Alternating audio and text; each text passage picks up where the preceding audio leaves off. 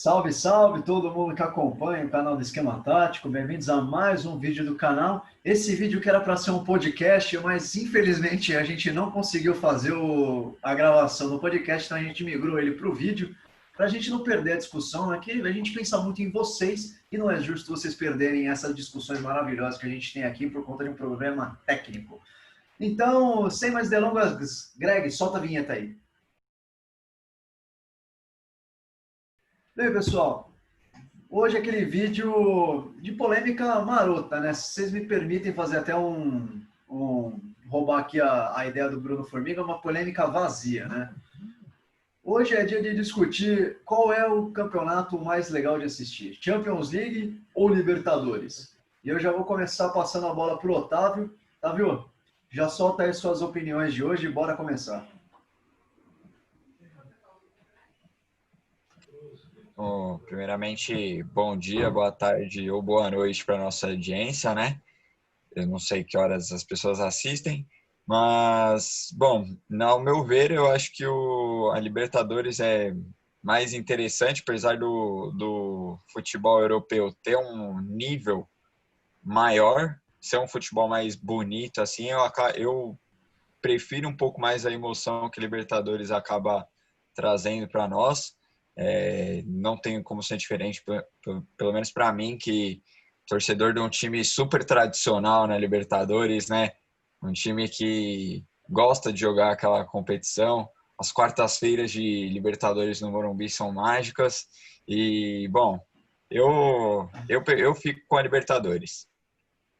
Fredão, você concorda com o Otávio? Você acha que Champions League é melhor? Como é que você vê essa disputa aí, essa rivalidade, se assim a gente pode dizer?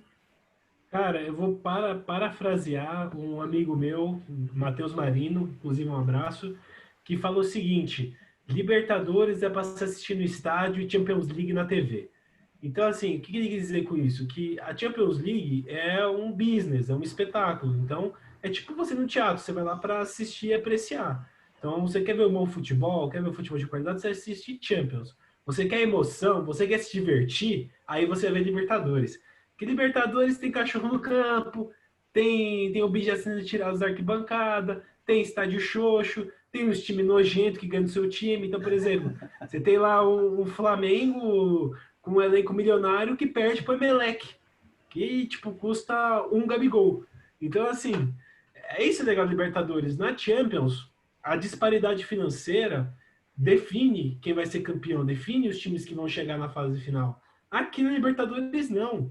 Aqui é tipo, a Libertadores manda um grande foda-se na cara do time que investe muito dinheiro e fala: o Del Valle vai ser campeão esse ano. Então, essa é a graça da Libertadores. Eu prefiro muito mais Libertadores. Cara, eu concordo muito com vocês, principalmente no que o Otávio comentou, de é um torneio mais imprevisível, né? Um torneio mais que você não tem como saber quem que vai ganhar, como é que vai estar os times. Você muitas vezes tem um time que é favorito, chega lá na hora de jogar, o cara não consegue vencer a altitude, não consegue vencer a retranca do outro time. E, cara, por mais que seja muito bonito você assistir os jogos de Champions League, é como você falou, Fredão, é um negócio. Você tem jogos bacanas, você tem todo um protocolo, uma organização melhor, isso não tem nem o que a gente discutir aí, é 10-0 para a Champions League. Mas no quesito emoção, no quesito estádio, no quesito torcida, cara, nada supera um jogo de Libertadores. Infelizmente o meu time não chegou a jogar uma Libertadores ainda, espero que até 2040 a gente consiga, mas cara, é indescritível, deve ser indescritível para um jogador, ele entra em campo e ele olha a torcida fazendo aquela bagunça do caralho, jogando papel higiênico de um lado para o outro, soltando sinalizador, fazendo barulho. Aquilo deve ser um inferno na cabeça do peão. E aí você vê os jogos de Champions League, os caras entram tudo de mãozinha dada, todo mundo aplaudindo, hininho de Champions. Mano, é bacana você ver, mas, porra, não tem comparação, né, velho?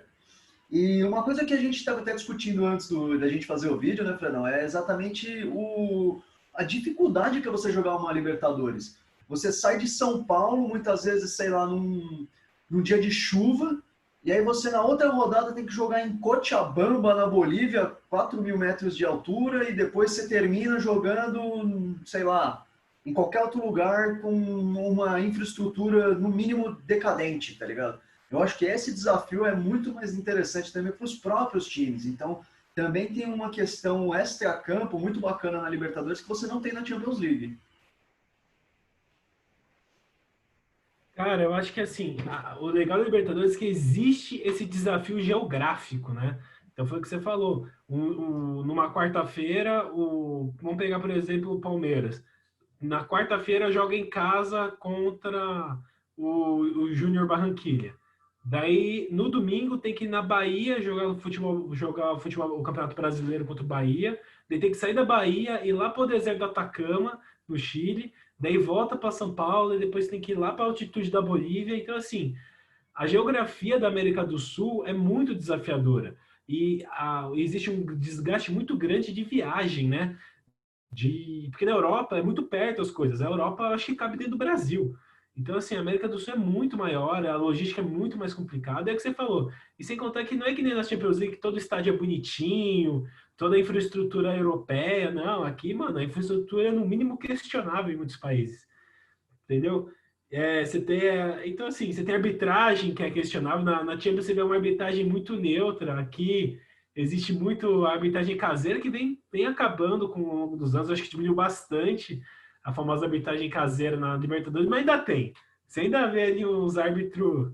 Tipo, árbitro argentino pintando jogo de brasileiro não dá muito certo, não. Nunca deu certo. Então é a graça, né? A Libertadores eu acho que é algo diferente. Eu acho que não é comparável com a Champions por questão de qualidade, pela questão do técnica, mas pela questão da emoção, com certeza a Champions é muito melhor. Na questão emocional, quer dizer, a Libertadores é muito melhor e na Champions não tem cachorro que invade gramado.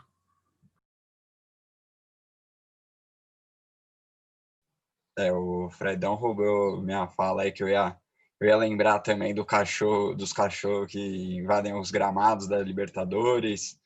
Às vezes até rola um gato também. Então, tem, além do desafio logístico, tem esse do desafio logístico, né, do desafio geográfico, de enfrentar altitude e tudo mais. Tem os animais que acabam atrapalhando em campo.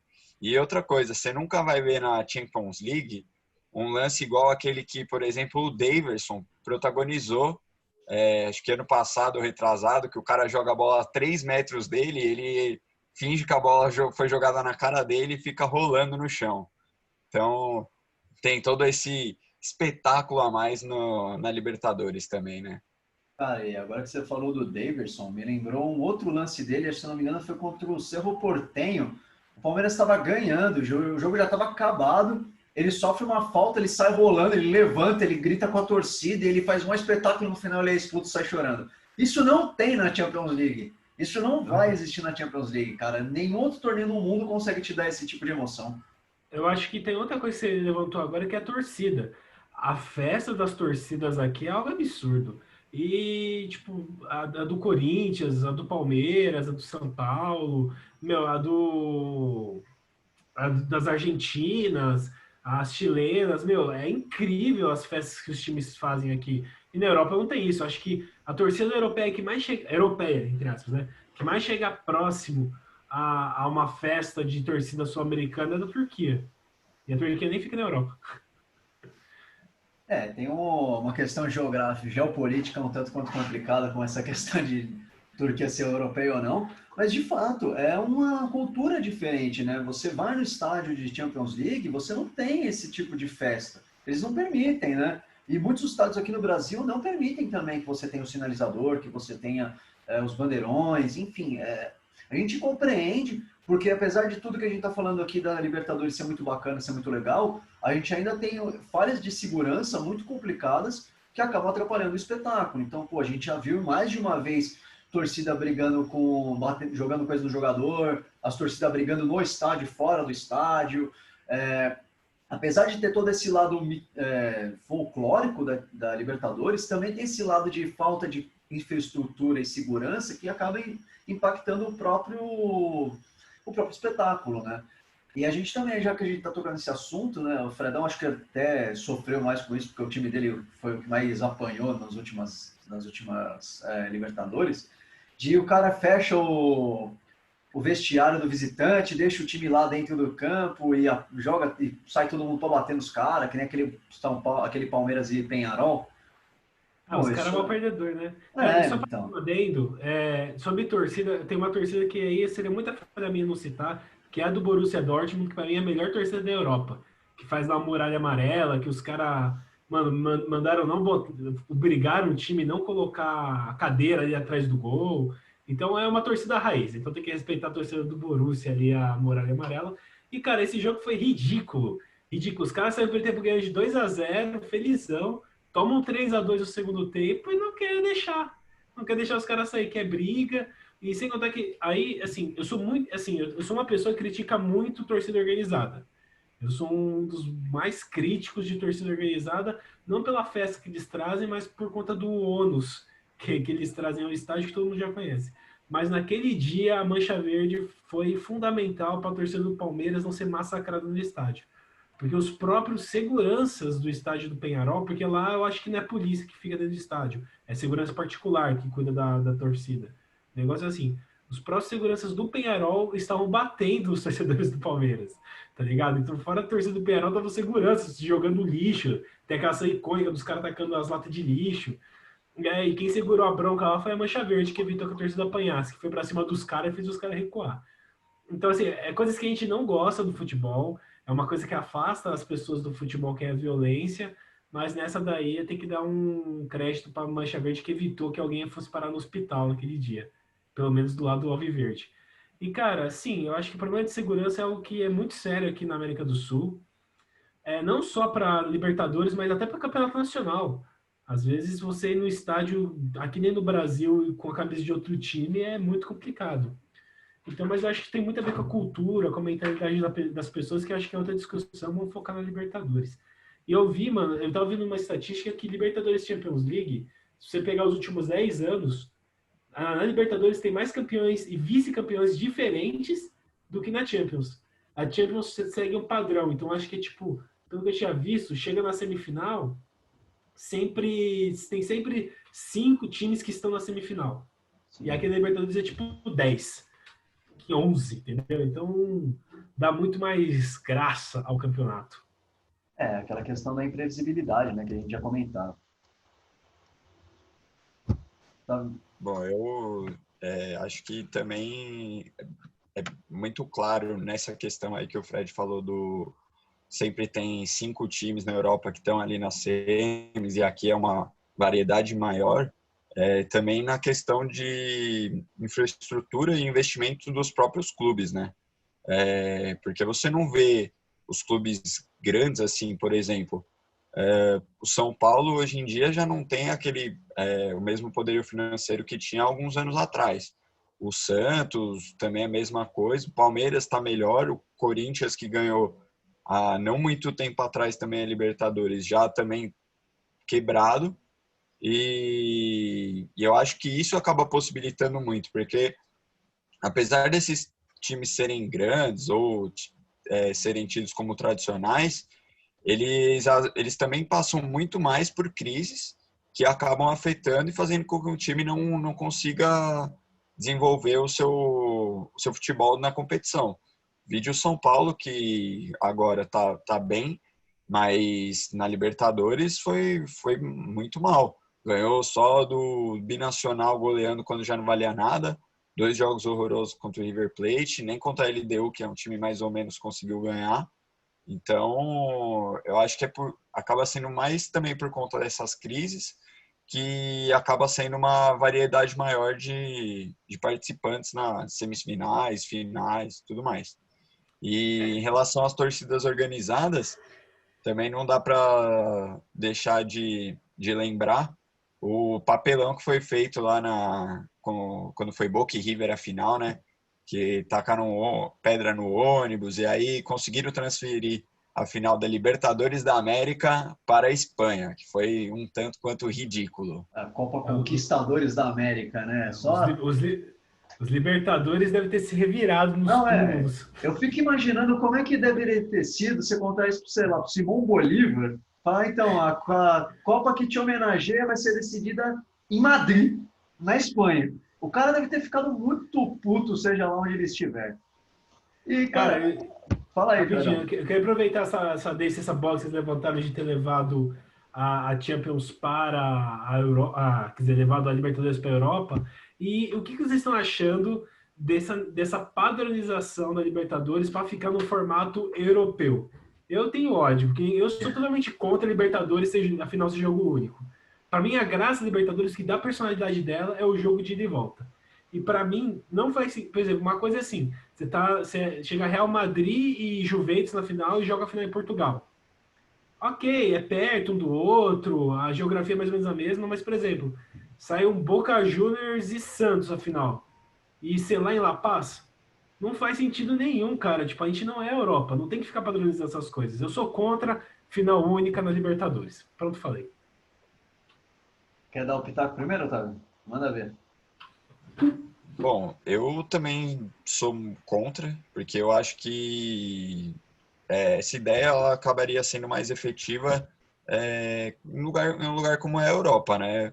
Uma proximidade, fronteiras abertas, não tem tanta dificuldade da população se movimentar, não tem a mesma dificuldade financeira que os torcedores têm aqui.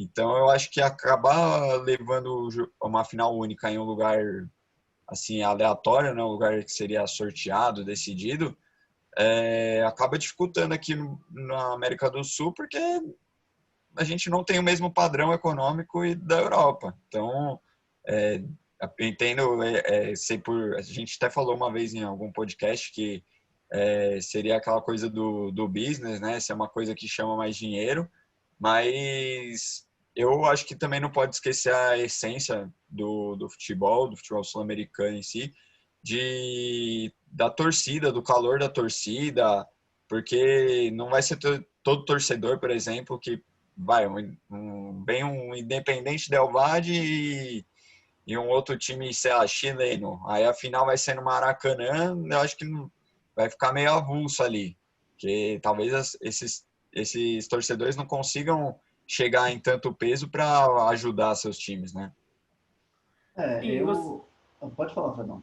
desculpa te cortar. Sim, e a questão também, cara, eu acho que é meio que nem você vender mando de campo. Porque você tá o campeonato todo com a sua torcida, daí na final você não vai jogar com a sua torcida. E um problema que eu vejo que as pessoas reclamam das torcidas europeias é que, tipo, não, a maioria dos torcedores que estão lá no estádio, principalmente o maior exemplo é o Barcelona, não é os torcedores do Barcelona, é tipo turista. Então você começa a transformar isso em turismo. Tipo, vamos ver a final da Libertadores. E você exclui a torcida que faz a festa e torce para aquele time do estádio. E é aquilo que eu já tinha falado antes de passar a fala, que é assim, o que dá graça no campeonato? Ele ter personalidade. A partir do momento que você começa a tirar a personalidade daquele campeonato e começa a pegar a personalidade de outro, ele vira só uma cópia. Eu concordo muito. Eu acho que quando a gente fala de final única na Libertadores, a gente tem que analisar tanto da questão financeira e comercial, que essa não tem comparação. Acho que a final única acaba dando mais dinheiro, trazendo mais marketing para o torneio. Por muito tempo eu acabei defendendo essa ideia de jogo único, pensando exatamente na questão de fortalecimento da marca da Libertadores, o quanto de dinheiro isso traria para a Conmebol, o quanto de visibilidade isso aumentaria e o possível retorno que tanto esportivo e financeiro que isso daria para os clubes. Mas, cara, você para pensar realmente na questão de torcida mesmo, de paixão, do que é a Libertadores, do que a gente está falando aqui nesse vídeo há quase meia hora agora, não faz sentido. Você tira a essência do campeonato, como a gente mesmo estava falando. Você, ao invés de ter uma final de 2 jogos, por exemplo, para mim uma final que eu acho que foi muito bacana de assistir, apesar do resultado não ter sido tão bacana, foi Boca e Corinthians. Porra, são duas torcidas apaixonadas que, mano, estão marcando, sempre marcam presença. É impossível você não lembrar da torcida do Boca Juniors quando você fala do clube, a mesma coisa quando você fala do Corinthians. E, pô, foi uma final muito louca, porque as duas torcidas o tempo todo fazendo show, fazendo espetáculo, uma festa bonita. No final, o Corinthians ganhou, teve lá os seus méritos, infelizmente. Mas, pô, aí você vai tirar essa final, colocar lá, mano, no campo lá em Santiago, no estádio do Chile. Pô, não tem o mesmo apelo. São duas torcidas de camadas mais humildes, geralmente. Óbvio que tem torcedor que tem uma condição mais abastada, que vai conseguir ir para o Chile, mas não é a maioria. E é difícil você contra-argumentar contra isso. E também tem essa questão que o Fred colocou, de se tornar um campeonato turístico. Hoje, quem vai assistir a final da Libertadores, a final da Champions League, não é exatamente o torcedor apaixonado que vai lá todo domingo no estádio. É o cara que, mano, tem uma condição melhor, às vezes nem torce para nenhum dos times, às vezes é morador lá da região, fala, mano, eu vou porque, mano, da hora. Gosto de futebol, eu tenho essa condição, eu vou. Então se afasta um pouco o espetáculo da torcida.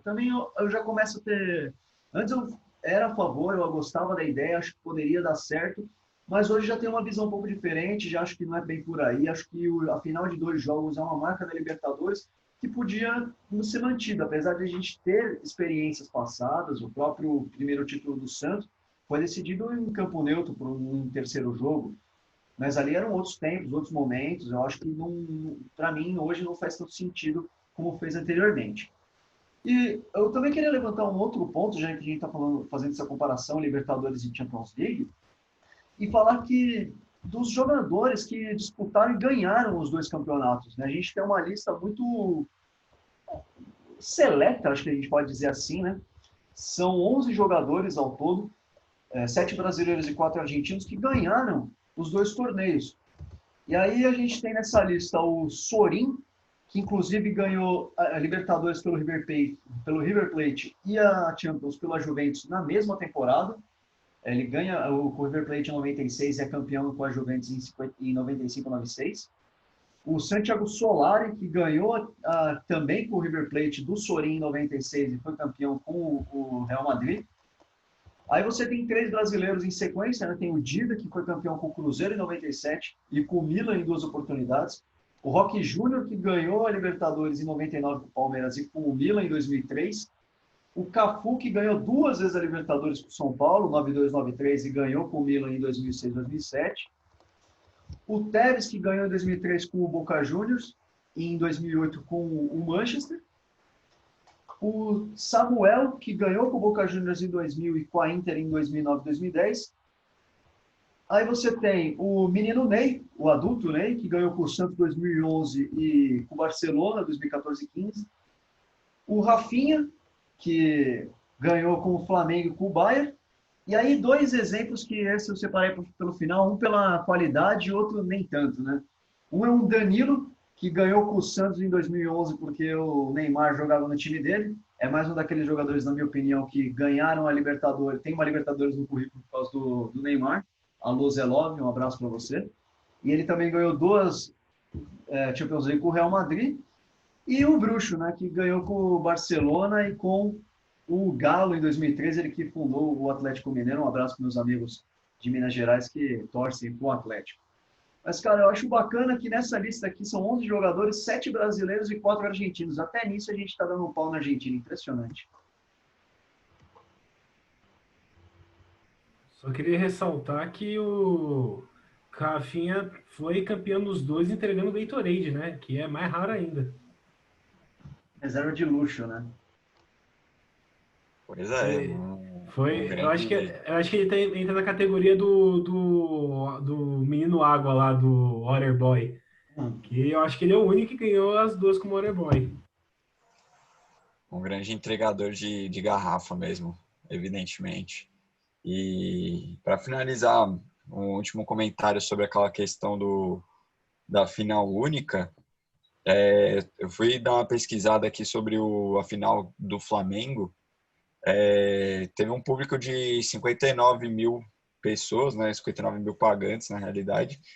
E, bom, minha visão é que pode ter sido não foi tão ruim o número, mas também acho que acaba indo muito de encontro ao tamanho da torcida do Flamengo também, né? Que acaba puxando muitas pessoas, né? Aí esse evento. Não só do Flamengo, mas é do River também, né, cara? O River também é uma torcida bem grande. E a gente também não pode esquecer isso. E outra, né?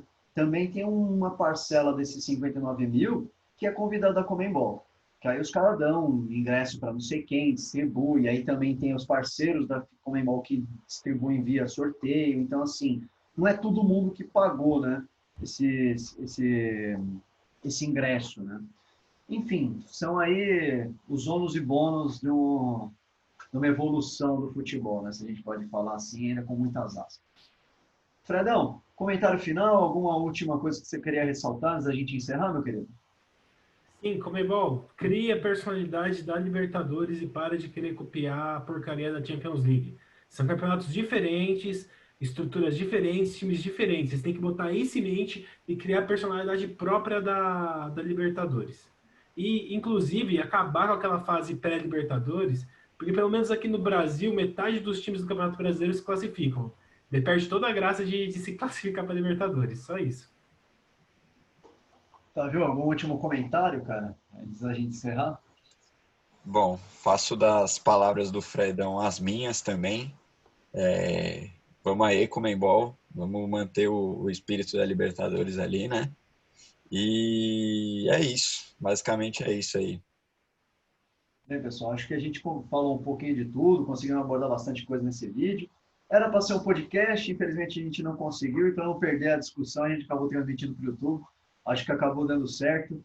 E, pô, já aproveito aqui também, convido vocês a se inscrever no canal, a gente está quase chegando a 100 inscritos, uma marca bem bacana, número redondo, sempre mais legal. Então, pô, dá essa moral aí, se inscreve para a gente chegar logo no 100, a gente de repente faz até alguma coisa bacana aí, a gente vai conversar entre nós, ver o que faz para comemorar. Dá o seu like também, ou o seu dislike. É importante também você colocar isso daí, né? A sua opinião, se você gostou ou não gostou. E explica o porquê, né? Ah, gostei por causa disso, não gostei. Aí você usa a caixa de comentários também. Aproveita para deixar suas opiniões, alguma coisa que você acha que vale a pena a gente discutir em outros vídeos. E compartilha com todo mundo, ativa o sininho da notificação aqui. E no mais, é isso aí mesmo. Muito obrigado a todos que acompanharam até aqui. Um grande abraço, um bom final de semana a todos. Até mais. Tchau, tchau.